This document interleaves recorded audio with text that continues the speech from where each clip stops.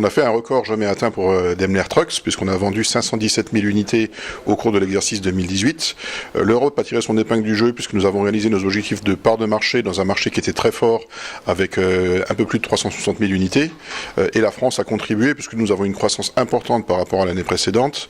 On a fait évoluer notre volume de l'ordre de 1000 unités, dans un marché qui était en forte évolution aussi. Nous avons totalement accompagné cette évolution aussi en France. Il y a deux segments particuliers où nous avons accompagné la croissance. Une croissance colossale sur la partie porteur lourd de plus de 16 tonnes, où effectivement nous avons été très forts sur la partie construction, véhicules liés aux activités de l'environnement.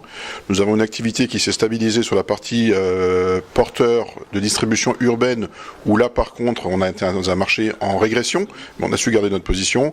Et il y a eu une bagarre très forte, je pense, entre l'ensemble des constructeurs sur le marché tracteur, où là on a pu maintenir notre position avec beaucoup de challenges, mais on a pu maintenir notre position.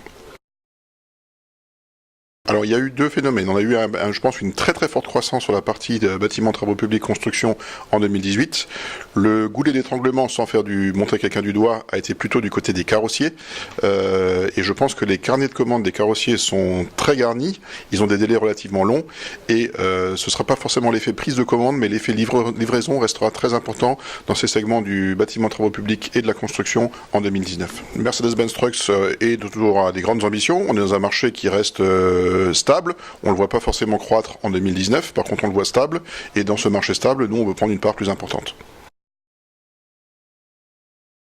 Première chose, on est sur une base 2019, donc il faudra d'abord qu'on établisse chacun des constructeurs, nous compris la base d'où on part.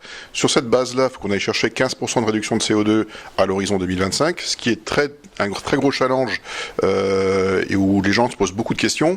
La solution passera certainement par un mix énergétique avec des véhicules zéro émission, justement pour gérer une moyenne à un niveau intéressant. Et le challenge est colossal à l'horizon 2030, puisque là on parle de baisse de CO2 de 30%. On va se concentrer sur 2025 pour commencer.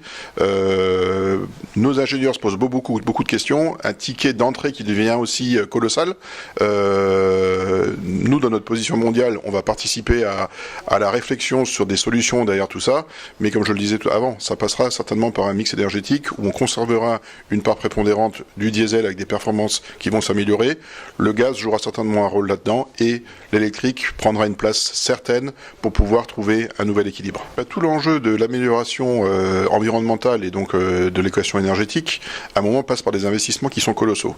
Investissements colossaux qui forcément vont se rapporter d'une manière ou d'une autre dans le prix du véhicule. Après, est-ce que l'élasticité du prix du transporteur ou de l'écosystème du monde du transport permet de passer ces frais de recherche développement quelque part?